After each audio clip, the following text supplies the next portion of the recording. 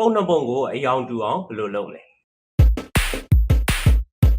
Okay Infinity Creative Center ပြန်လည်ကြိုဆိုပါတယ်ဒီနေ့ tip and trick လေးမှာတော့ဒီ photo manipulation ကိုအခြေခံမရှိသေးတဲ့ beginner graphic designer တွေအတွက်ဒီအယောင်မတူတဲ့ပုံနှစ်ပုံကိုပေါ့အလွယ်တကူ color match ဖြစ်အောင်ဘယ်လိုလုပ်မလဲဆိုတာကိုအလွယ်ဆုံးနည်းလမ်းလေးနဲ့ရှင်းပြပေးသွားမှာဖြစ်ပါတယ်ပုံနှစ်ပုံကို color match လုပ်ဖို့အတွက်ကျွန်တော်ဒီ video လေးမှာပေါ့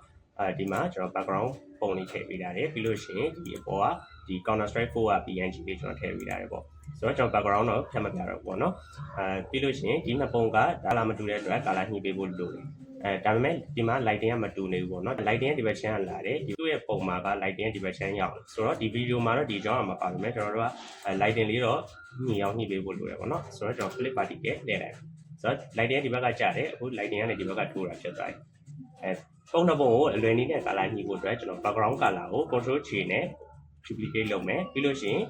layer ရဲ့အပေါ်ဆုံးကိုတင်ထားမယ်ပေါ့နော်ပြီးလို့ရှိရင် fader တွေက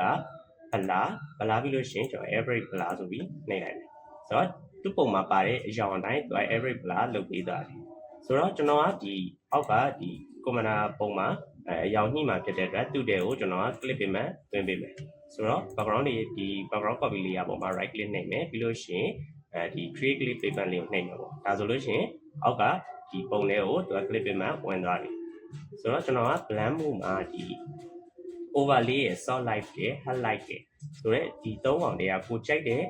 ကိုပုံနဲ့ပို့ပြီးအဆင်ပြေမဲ့ဟာကိုရွှေ့လို့ရတယ်ပေါ့နော်ဆိုတော့ကျွန်တော်ဒီမှာ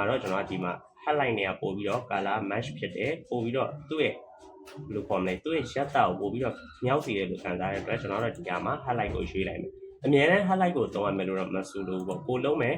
ဒီကို color ညှိမဲ့ပုံပေါ်မူတည်ပြီးတော့ overlay နဲ့ကောင်းရင် overlay ကိုသုံးမယ် soft light ကကောင်းရင် soft light ကိုသုံးမယ်ဒီပုံမှာတော့ကျွန်တော် highlight ကပိုကောင်းတဲ့အတွက် highlight နဲ့သုံးမှာဖြစ်တယ်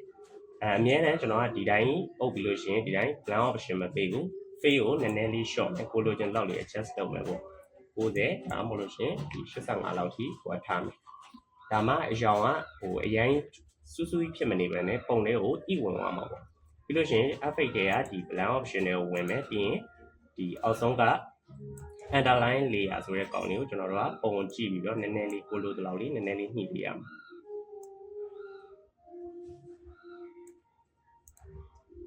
Okay ဒီကအများနဲ့လုပ်ပေးရမယ်လို့လည်းမဆိုလို့ဒါပေမဲ့ကိုကကိုပုံပေါ်ကြည့်ပြီးတော့ဘယ်လောက်ထိတိုက်ရလဲဘယ်လောက်ထိရုပ်ကြည့်ရှိလဲဆိုတာပေါ်မူတည်ပြီးတော့ဒါကိုချိန်ပေးလိုက်ရင်ရပြီပေါ့နော်Okay ဒီနေ့ဗီဒီယိုလေးကတော့ဒီလောက်ပါပဲကျွန်တော်ပြောထားတဲ့အကြောင်းအရာတွေနဲ့ပတ်သက်ပြီးတော့မရှင်းတာတွေနားမလည်တာတွေရှိလို့ရှိရင် comment box မှာမှန်းခဲ့ပြီးလို့ရပါတယ်တကယ်လို့ကိုကသိချင်တဲ့အကြောင်းအရာတွေရှိရဲနားမလည်တဲ့အကြောင်းအရာတွေရှိရဲဆိုလို့ရှိရင်လည်းကျွန်တော်ကို comment box မှာရေးသွားပြီးလို့ရပါတယ်ဆိုတော့နောက်ဗီဒီယိုတွေမှာပြန်တွေ့ကြပါ